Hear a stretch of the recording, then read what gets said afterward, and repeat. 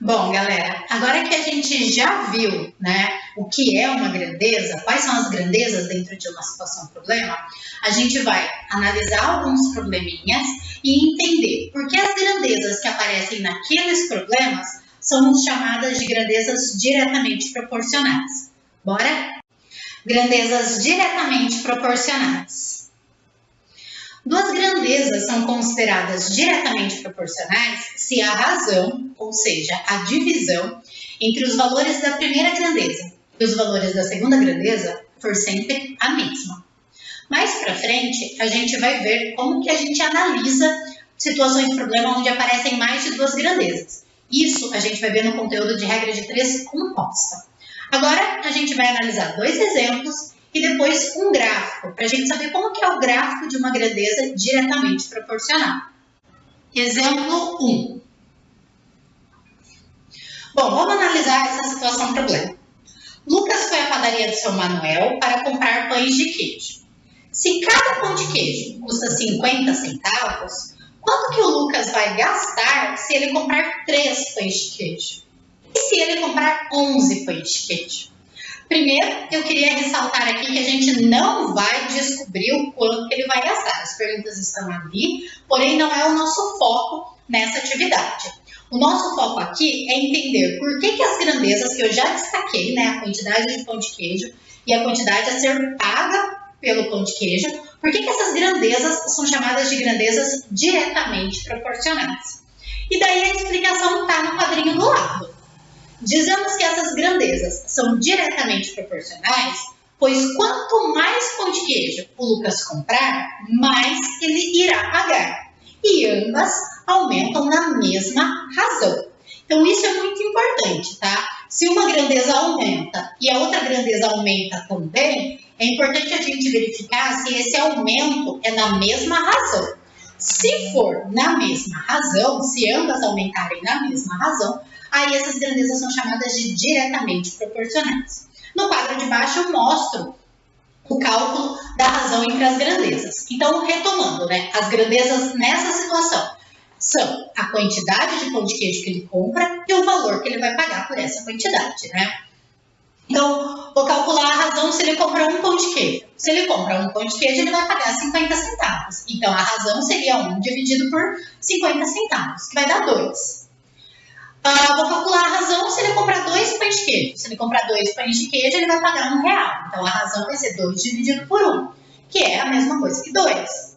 Agora, eu vou calcular a razão se ele comprar 3 pães de queijo. Se ele comprar 3 pães de queijo, ele vai pagar R$1,50. Então, vou fazer 3 dividido por R$1,50. E quanto que vai dar o cálculo dessa razão? 2 também. Sempre vai dar o mesmo valor? Sim. Por quê? Porque são diretamente proporcionais. Não pode dar um valor distinto, não pode dar um valor diferente. No quadro ao lado agora, eu trouxe parcialmente a resolução do problema, né? A gente consegue responder a primeira pergunta com esse raciocínio. Um pão de queijo, 50 centavos. 2 pães de queijo, dobrei a quantidade de pães de queijo para pagar o dobro. Se eu triplicar, né, a quantidade de pães de queijo, eu vou pagar o triplo, R$1,50. E daí assim vai. Porém, tem um jeito que é para ser considerado mais simples do que esse que eu fui mostrando aí, né, de ir calculando de 1 em 1. Que está dentro do conteúdo de regra de 3 simples, que a gente vai ver mais para frente. Por isso que eu falei que o nosso foco agora não é responder as perguntas do problema, mas sim identificar as grandezas e perceber se aquelas grandezas são diretamente proporcionais ou se elas são inversamente proporcionais, que é o que a gente vai ver depois. Ok? Exemplo 2. Bom, vamos lá. Um automóvel faz 170 quilômetros com 28 litros de etanol, é o álcool. Realizando uma viagem de uma cidade para outra, com base nesse consumo, qual deve ser a quantidade de etanol necessária para percorrer 35 quilômetros? Bom, então novamente, nosso foco não é em responder a questão, mas sim identificar quais são as grandezas nessa situação problema e por que essas grandezas também são consideradas diretamente proporcionais. Novamente, eu já trouxe ali destacado para facilitar essa interpretação. 170 quilômetros é a distância percorrida, tá? O quanto que o carro percorre. 28 litros é a quantidade de combustível que tem lá no carro. Então, a gente tem ali como grandezas a distância percorrida pelo carro e a quantidade de combustível que foi colocado no carro. Essas grandezas, olhando no quadro ao lado, elas também são consideradas como diretamente proporcionais. Por quê? Quanto menor a distância, lá na pergunta ele quer saber quanto que seria necessário de etanol para percorrer 35 quilômetros, né? Ele vai andar menos. Então, quanto menor a distância a ser percorrida, menor será a quantidade de combustível utilizado. Para eu ir daqui até São Paulo, eu preciso colocar um tanto de combustível no meu carro. Para eu ir daqui até Campinas, eu não preciso ter a mesma quantidade de combustível que eu vou para São Paulo, porque a distância é menor, tá? Então, se eu ando menos, eu posso colocar menos combustível. Então, uma grandeza diminui, a outra grandeza também está diminuindo. E daí eu sinalizo ali, ó, ambos diminuem na mesma razão. Então, é importante sempre verificar isso. Não apenas que as duas estão diminuindo. Tá, ok, mas espera lá. Elas estão diminuindo na mesma razão? Então, aqui eu coloquei como que a gente faz o cálculo da razão entre as grandezas, né? A gente já viu isso em aulas anteriores também. Então, eu vou pegar a distância percorrida, os 170, e vou dividir pelo total de combustível, 28. 170 dividido por 28 vai dar um valor exato. Então, eu coloquei ali aproximadamente 6 km por litro. Agora, olhando para o quadro do lado, né, a gente tem essa interpretação. 6 km por litro significa o quê?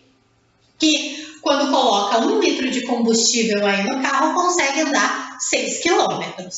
Se colocar 2 litros, né, ou seja, eu dobrei a quantidade de combustível, vou andar o dobro, tá? Se a gente considerar que está andando sempre na mesma velocidade, tá bom?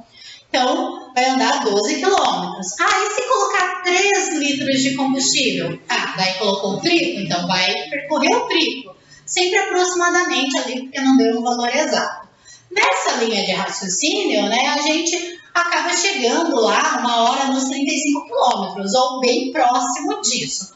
Novamente, não é o foco, a gente vai ver depois em regra de 3 como que resolve esse tipo de problema, ok? Só que para saber resolver esse tipo de problema, a gente tem que saber se as grandezas são diretamente ou inversamente proporcionais. Por isso que a gente está tendo essa aula bem explicadinha agora. Gráfico.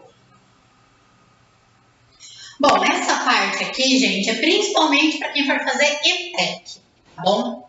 Então, ali, o X e o Y são duas grandezas, né? Como a gente já viu algumas grandezas nos exemplos anteriores.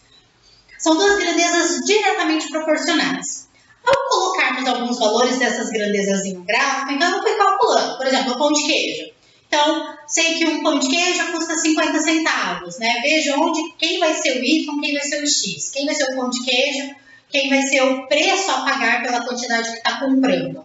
E daí eu vou colocando no plano cartesiano, como a gente já viu anteriormente, né? Esses valores, esses pares ordenados. Para um pão de queijo, 50 centavos. Tem lá um par ordenado, né? Um pontinho no plano cartesiano. Para 2 pães de queijo, eu vou pagar, então, R$1. Então, tem lá mais um par ordenado, mais um pontinho no plano cartesiano. Para 3 pães de queijo, eu vou pagar R$1,50. Tem mais um par ordenado, mais um pontinho ali no meu plano cartesiano.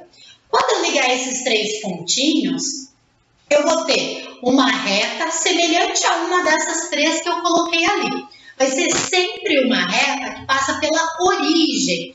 Qual que seria a origem? O ponto de encontro das retas que a gente tem ali, chamadas de X e de Y, tá? Onde elas se encontram, que eu já expliquei que é o ponto zero.